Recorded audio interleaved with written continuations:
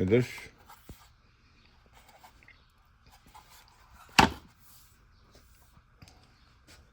Tak, toč. Točím. Klapka, jedeš. Zapneme.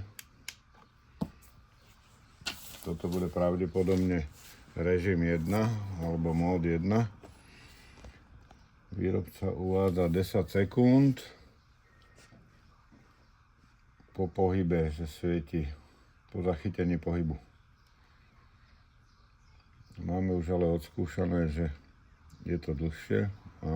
To bolo tak 20 sekúnd, odhadujem.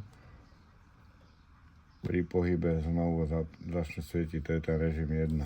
Prepneme režim, zabliká. Asi takto, to je prepnutý režim. Takže máme znovu údajne 10 sekúnd. Býva to 20. Keď sa tam budete okolo toho hýbať, tak možno aj 30, aj 5 minút už nám to svietilo v kuse, keď sme sa pohybovali. Čiže tvári sa to jak senzor prítomnosti zároveň, aj keď to tam výrobca neuvádza. Už to zhaslo.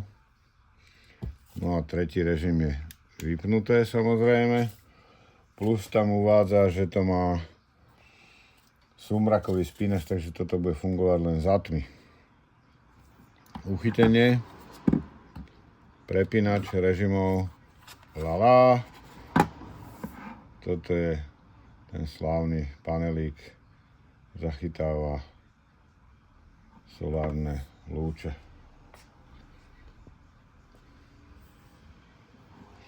Robí sa to v dvoch výkonoch.